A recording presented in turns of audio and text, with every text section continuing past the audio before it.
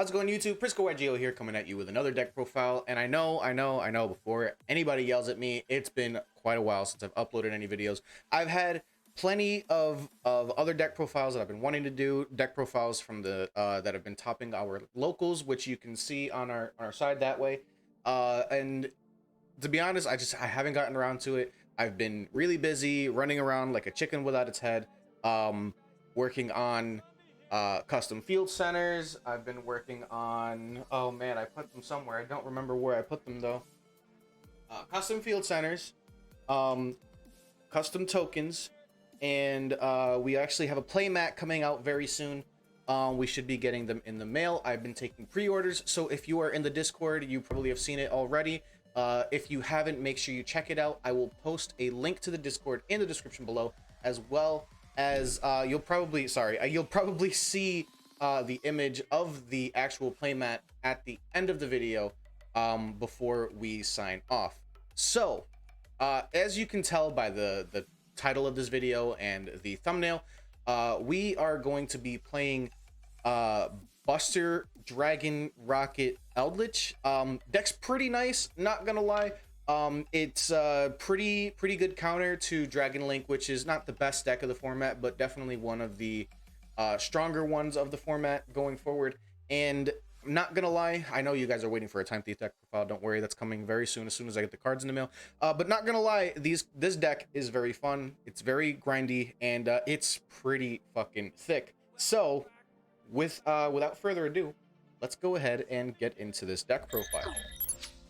So I've got the deck right here in front of me, and I wasn't lying, it is pretty fucking thick. This is a 60 card deck with a 15 card side or extra. No side deck today, by the way. Side decks still in development. I'm not going to be playing this deck. I'm going to be playing for going forward for like locals. I'm going to be playing Trap Brigade, but it's going to be a different list than the one that I posted recently. So make sure you keep an eye out for an updated list coming very soon. In the meantime, let's go ahead and get into this deck profile. So to start off, we are playing 3 copies of our Buster Whelp, the Destruction Sword. Pretty standard. You normal summon this. You search out your prologue of the Destruction Sword, or whatever it's called, and then you pretty much just link this off, set a couple of cards, and call it a day. This card is your 1-card Buster combo, which is literally just normal summon, set some cards, and pass. It's pretty good, not gonna lie. For the rest of the Buster engine, we are playing the Buster Dragon Buster Destruction Sword. We're not playing the Wizard Buster because graveyard decks aren't really in the format, at least they're not as relevant as they were last format. That, at least that's my opinion. So since we got this back, we might as well start playing it. And then we are playing just the 2 Buster Bladers, 1 Vanilla and 1 Retrain. We are also playing Dragoon, obviously, so we are playing the Red Eyes Wyvern for our Insight.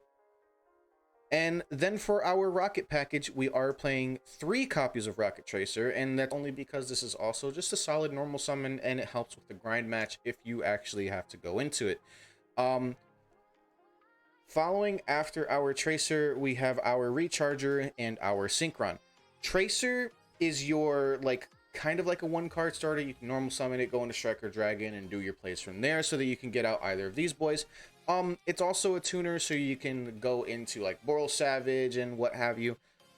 Aside from that, though, it's just a really good card, especially playing with like Quick Launch, because it's just E-Telly for Dragon's X, and it's just insane.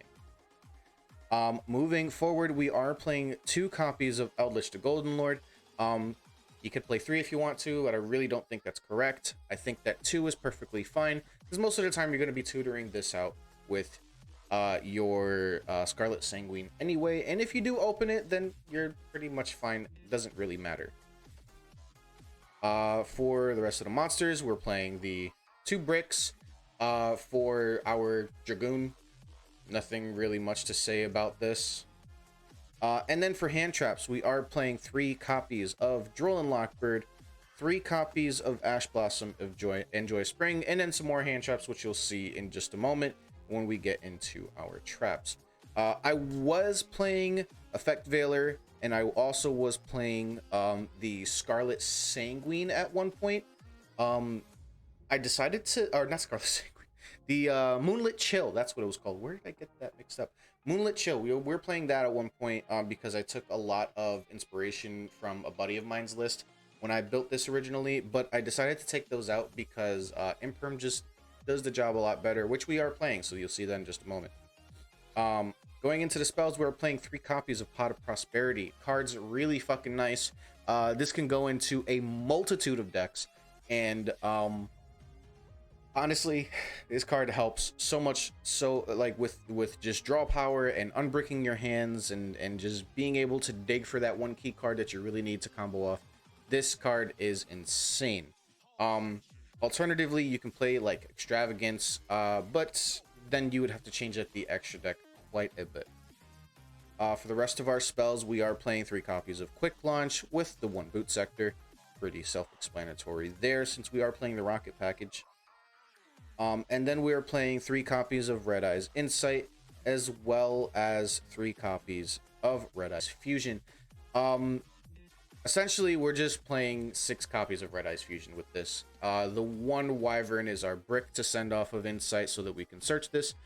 Because most of the time, like, we're not really summoning too many cards. We don't really mind if we can't do our normal summon because we opened a Fusion. Like, if we have the prologue in hand, we're chilling. If not, then we just go into Dragoon and stall for a turn. It doesn't really matter. This deck is pretty good. Next, we are playing 3 copies of Chris Eldland. That is just so that we can get into our Eldlich plays. Pretty self-explanatory. Going into the traps, this is where we're going to see the most important card of the deck to turn on the Buster Lock, which is our prologue of the Destruction Sword. Pretty much you activate this by dumping 1 Buster Blader monster and a Destruction Sword card from your deck to the graveyard for cost, by the way, so it can't be ashed. And then you go into a Buster Dragon from your extra deck, right? So this is your Synchro Summon. On top of that, because you're dumping the next card off of the effect, which is Destruction Sword Memories, we're playing 2 because we if we open it, we kind of just need to get it in the graveyard. So since we're playing 60 card deck, I don't mind playing the second copy. But since we're sending this for cost, if they don't have a response, we can then banish this 1 dragon and a monster. Well, we banish this first, right? If they don't have a response to this, then we resolve. We banish this, and then we banish 1 Buster Blader and then 1 dragon monster from our graveyard. That way we can go into the Fusion Buster Blader, which then completes the Buster Lock, this version of the Buster Lock at least. It's pretty good, and it's pretty basic, I'm not gonna lie. But having access to this engine is going to be very vital going forward, since Buster Blader is a very hard counter to Dragon Link. For the rest of the traps, we're playing 2 copies of Trap Trick. This is literally just so that we can have 2 extra copies of Prologue, or if we already have Prologue, it's just an extra copy of whatever other, normal traps we want to have access to. So this can just be almost anything. For our Eldlich stuff, we are playing 3 copies of Conquistador, 3 copies of Haquero, and 2 copies of Scarlet Sanguine. Personally, I feel like you can flop these 2 between 2 and 3, but I decided on playing 3 Hawk and 2 Scarlet Sanguine because, well, we're only playing 2 Golden Lords, and these are our interruptions for the most part. And then for the remainder of our traps, we are playing 2 copies of IDP, only 2 copies of Infinite Impermanence, 2 copies of IDP because I don't have a third one, 2 copies of Infinite Impermanence just for space reasons, and then we're playing 3 copies of Solemn Strike. You can honestly take out the 3rd Solemn and switch either of these to 3 if you want. This is just what I prefer to play. If I had a 3rd IDP, I would probably take out the Solemn Strike. Take out 1 Solemn Strike for the IDP itself. Going into the extra deck, we are playing quite a bit of Link 1s. We're playing 1 Striker Dragon, 1 Link Karibo, or sorry, 1 Link Spider, 1 Link Karibo, and our 1 Almirage. The reason why we're playing so many Link 1s is because Going into a grind game, if we've already used our Link Karibo, then we need something else. This is for Nibiru if we do happen to get into Nibiru range. It doesn't happen all the time, but we do need to get that token off the field sometimes. And, you know, having access to this when we get Nibiru'd kind of just turns this on if we have another extender, which then can, at the very minimum, get us into our Dragoon. So, yeah, I feel like these cards are pretty quintessential for the deck, so you should probably be playing them. And then obviously Verde Anaconda is meant to turbo out our Dragoon. We're also playing one IP Masquerena, one Nightmare Phoenix, sorry, and one Nightmare Unicorn. This is for generic back row removal. This is so that we can get into this, and then this is so that we can get anything pretty much off the field that we just find problematic. And now going into our fusions, we only played two, one Goonie Boy and one Buster Dragon, the Destruction Swordsman, or Dragon Destroyer Swordsman. This card's really broken, especially in combination with this card right here, which these two together on the field, this turns everything into a dragon, and this says that your opponent's dragons can't activate their effects. So you can kind of see the synergy there, on top of which this gains 1,000 attack for every dragon on your opponent's field and in their graveyard. So in Dragon Link, where everything's a dragon, this dude can get pretty fucking big. On top of all of that, this can attach a Buster Dragon, or one of the small Buster Dragons from our graveyard to it during your opponent's turn. So if you can get like the Buster Destroyer, whatever, the one that was banned before, if you can get that into the graveyard during the turn, you can then lock them out of their extra deck during their turn, which can kind of fuck with them just a little bit. Going into the rest of our synchros, we're playing the Borreload Savage, and then one Hot Red. This is because at the end of the turn, or at the end of the next turn after we summon these two right here, they're going to be destroyed off of the trap card's effects. So we need to have a way to get them off the field, or at least protect them if we can't OTK. So for the most part, we end up going into our Hot Red, so off of the Buster Dragon, which is why we play the Synchron, as well as the other Buster Dragons that are in the deck. I need to learn their actual names before I start talking about them. But they're also level 1 tuners, so you can use this plus one of those to go into this. And now that takes care of one of our issues, which is going to be losing a body on the board. And if we lose our board presence, well, we're in a bad spot. For some XYZs, we are playing one Dingirsu, because these two are level 8s. We can also, if we don't have access to that level 1 tuner, we can literally just overlay these two into a Dingirsu. That way we can get a free send and 2 ways to protect some destruction from our opponent. Rounding off, our 15 card is Evil Swarm Nightmare, and that's just because the Rokket engine can allow access to some rank 4 plays, and this card right here kind of fucks a lot of decks. Being able to have a not once per turn and not once per chain Book of Moon, kind of strong.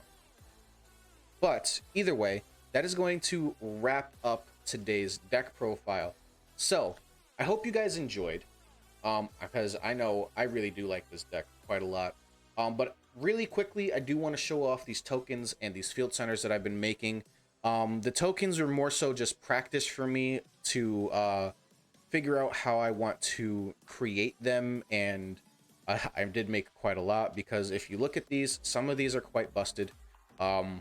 Their cuts are a little wrong, there's some bubbles here and there, but these right here ended up coming out the best in my opinion. We've got some shadow foil ones. We have this one right here, which is a shadow foil and a secret at the same time. We've got 2 different types of secrets, just a regular secret and our prismatic secret.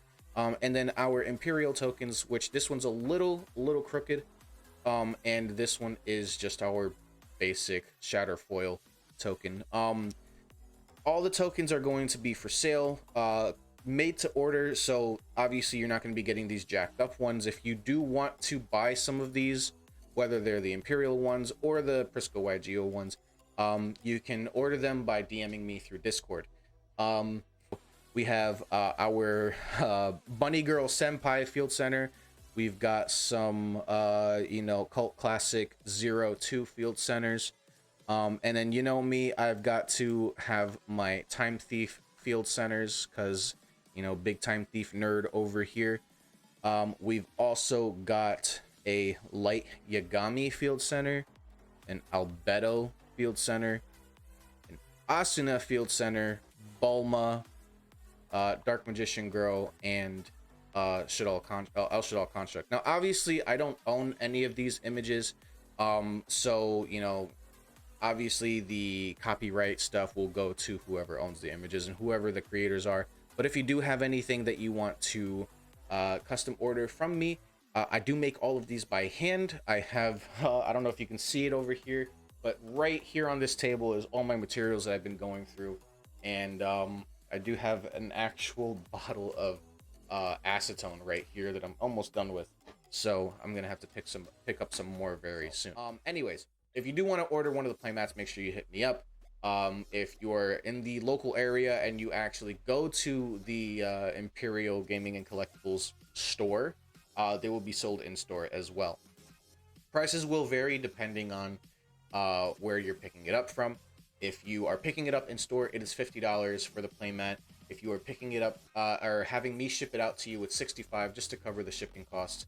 And if you are actually a subscriber to me on Twitch, then you'll be able to get that from me for $60 because you already spent $5 to support me anyway. So with that being said, I hope you guys enjoyed today's video. Make sure you check out all my social media links down in the description below. And make sure you check out our Twitch streams because we stream a lot. We stream almost all the time, and I'm actually going to be streaming later today. So by the time you are seeing this video, most likely, I will already be streaming. And if I'm not streaming, give me a little bit. I'll probably be streaming in like an hour or two by the time you guys see this. We are going to be playing in our Monday locals, which is going to be happening at 7 p.m. Eastern Standard Time. $5 entry if you guys want to participate. US only, unfortunately. We are going to be capping at 32 people. First place deck profile gets posted to the channel for our Friday locals, since that one kind of is my own little thing that I run.